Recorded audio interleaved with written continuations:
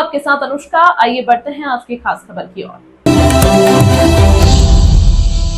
पूरे देश में भुजरिया पर्व धूमधाम से मनाया गया। ग्रामीण अंचलों में भुजरियों का पर्व महत्वपूर्ण त्योहार माना जाता है, जिसको मनाने के भी कई अलग अलग तरीके हैं। देश के अलग अलग इलाकों में इसे कई तारीखों से मनाया जाता है।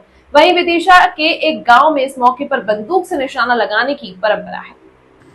मध्य प्रदेश के विदिशा जिले के एक ग्राम झुकर जोगी में भुजरियों का त्योहार बड़े ही अनोखे अंदाज में मनाया जाता है। यहाँ 300 फीट ऊंचे पेड़ पर एक नारियल को बांधा जाता है। गांव के लाइसेंसधारी बंदूक के निशानेबाज यहाँ जमा होते हैं। फिर बंदूकधारी निशानेबाज उसमें बंदूक की गोली से निशाना लगाकर नारियल को फोड़ते हैं। नारियल के नीचे गिरने के बाद ही भुजरियों को विसर्जित करने के लिए की परंपरा है। यह परंपरा मध्य प्रदेश की राजधानी भोपाल से लगभग 120 किलोमीटर दूर विदिशा के ग्राम झुकर जोगी में मनाई जाती है। बंदती के ही सदियों से यह परंपरा गांव में चली आ रही है। यहाँ बंदूकधारी जब तक बंदूक से 300 फीट ऊंचे बंधे नारियल को फोड़ न दे, तब तक भुजरियां नहीं विसर्जित की जा सकती। यह परंपरा बरसों पुरानी है, जो वर्षों से लगातार आज भी जारी है।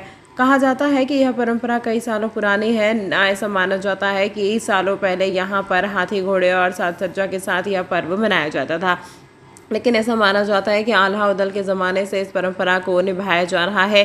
भुजरियाँ निकलने की इस तरह के आयोजन का उल्लेख आल्हा में मिलता है। पुराने समय में भुजरियों के अवसर भुजरियाँ लूटने की भी कहानियाँ प्रचलित हैं। भुजरियों को सुरक्षित विसर्जित के लिए इस तरह हथियारों के साथ भुजरियों की परंपरा शुरुआत हुई हो। इस प्रथा को जीवंत रखने के लिए गाँव के 25 से अधिक बंदूकधारियों को लाइसेंस दिया गया है। जब तक पेड़ की ऊंचाई पर बंधा हुआ नारियल बंदूक की गोली से नहीं फूटता, तब तक गाँव में भुजरिया विसर्जित नहीं की जाती।